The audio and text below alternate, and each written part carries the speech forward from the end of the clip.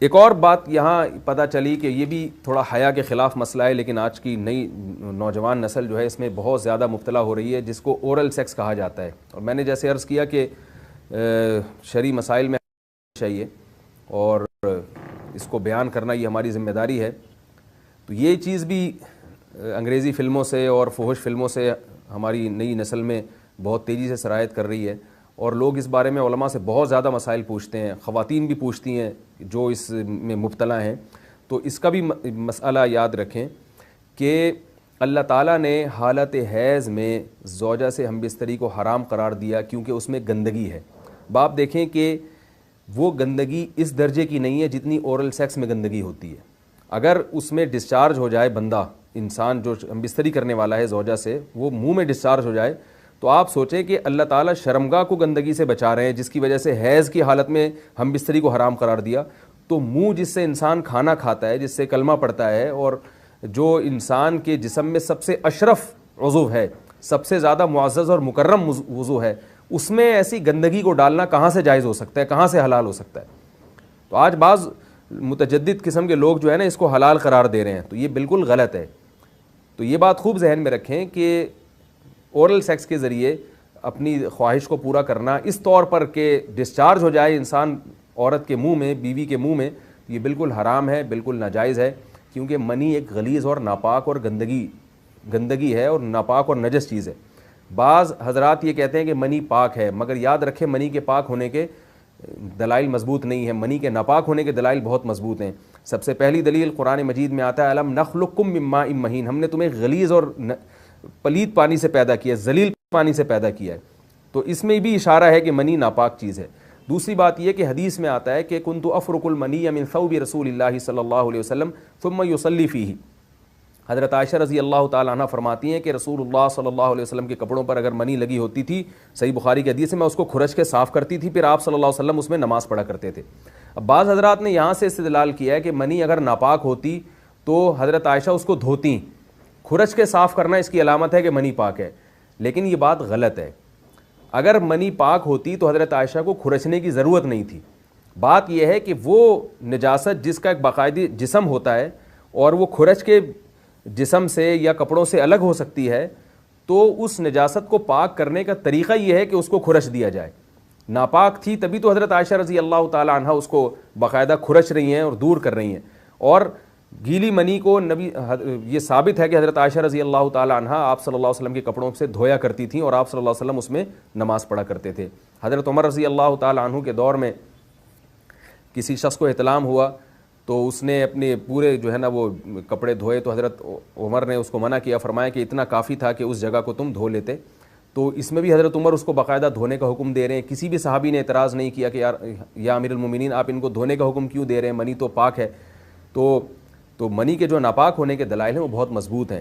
باقی اس کو جو کھرچنے کا حکم ہے وہ اس لیے کہ منی کے پاک جو اگر خشک ہو جائے تو وہ کھرچ کے بھی پاک ہو جاتی ہے، اس کو پھر دھونا ضروری نہیں ہوتا.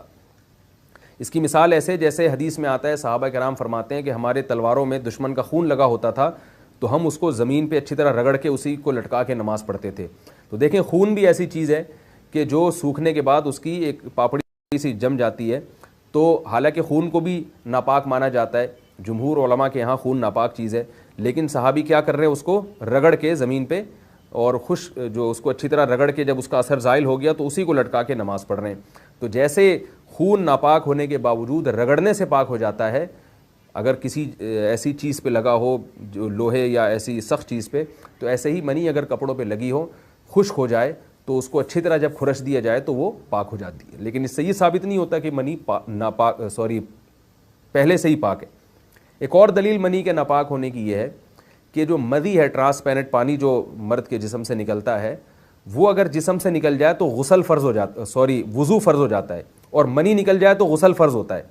اب یہ کیسی بات ہے کہ مدی کے نکلنے سے جس سے وضو فرض ہو رہا ہے وہ تو ناپاک ہے، اور منی نکلنے سے جب غسل فرض ہو رہا ہے بڑی والی طہارت، تو اس کو ہم پاک قرار دیں.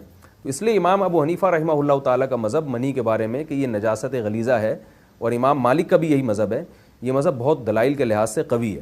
تو اس لیے عورت کے منہ میں ڈسچارج ہونا یہ بالکل حرام ہے، ناجائز ہے، گندگی ہے. اسلام میں اس کی قطعاً اجازت نہیں ہے. ایک اور بات یہاں پتہ چلی کہ یہ بھی تھوڑا حیا کے خلاف مسئلہ ہے، لیکن آج کی نئی نوجوان نسل جو ہے اس میں بہت زیادہ مبتلا ہو رہی ہے، جس کو اورل سیکس کہا جاتا ہے۔ اور میں نے جیسے عرض کیا کہ شرعی مسائل میں چاہیے اور اس کو بیان کرنا یہ ہماری ذمہ داری ہے۔ تو یہ چیز بھی انگریزی فلموں سے اور فحش فلموں سے ہماری نئی نسل میں بہت تیزی سے سرایت کر رہی ہے، اور لوگ اس بارے میں علماء سے بہت زیادہ مسائل پوچھتے ہیں، خواتین بھی پوچھتی ہیں جو اس میں مبتلا ہیں۔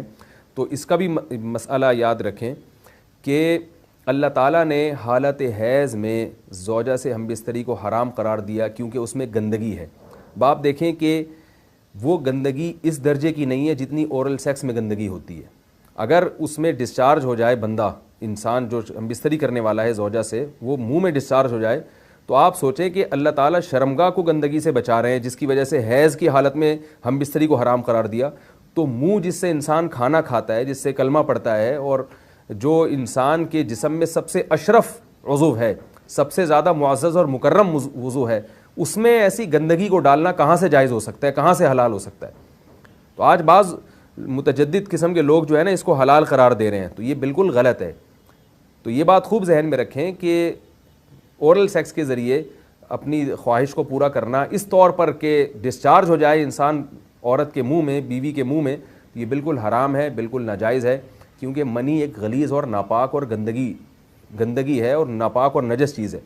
بعض حضرات یہ کہتے ہیں کہ منی پاک ہے، مگر یاد رکھیں منی کے پاک ہونے کے دلائل مضبوط نہیں ہیں، منی کے ناپاک ہونے کے دلائل بہت مضبوط ہیں۔ سب سے پہلی دلیل قرآن مجید میں آتا ہے الم نخلقکم من ماء مہین، ہم نے تمہیں غلیظ اور پلید پانی سے پیدا کیا ہے، ذلیل پانی سے پیدا کیا ہے۔ تو اس میں بھی اشارہ ہے کہ منی ناپاک چیز ہے۔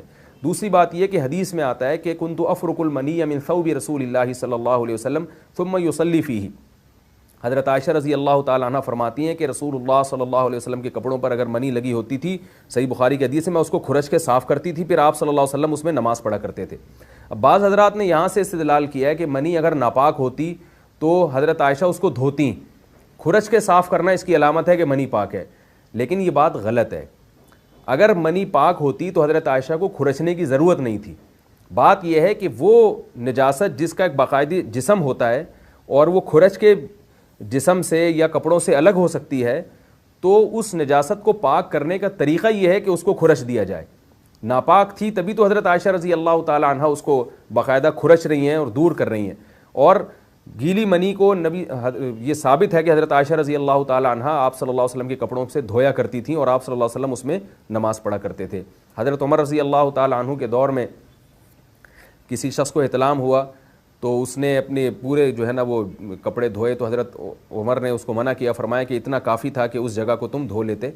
تو اس میں بھی حضرت عمر اس کو باقاعدہ دھونے کا حکم دے رہے ہیں۔ کسی بھی صحابی نے اعتراض نہیں کیا کہ یا امیر المومنین آپ ان کو دھونے کا حکم کیوں دے رہے ہیں، منی تو پاک ہے۔ تو منی کے جو ناپاک ہونے کے دلائل ہیں وہ بہت مضبوط ہیں۔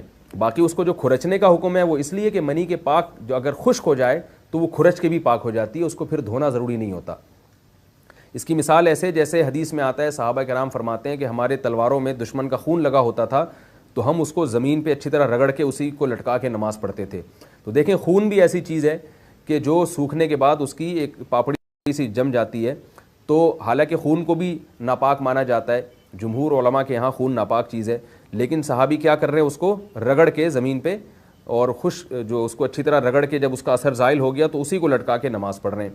تو جیسے خون ناپاک ہونے کے باوجود رگڑنے سے پاک ہو جاتا ہے اگر کسی ایسی چیز پہ لگا ہو جو لوہے یا ایسی سخت چیز پہ، تو ایسے ہی منی اگر کپڑوں پہ لگی ہو، خشک ہو جائے تو اس کو اچھی طرح جب کھرچ دیا جائے تو وہ پاک ہو جاتی ہے۔ لیکن اس سے یہ ثابت نہیں ہوتا کہ منی پہلے سے ہی پاک ہے۔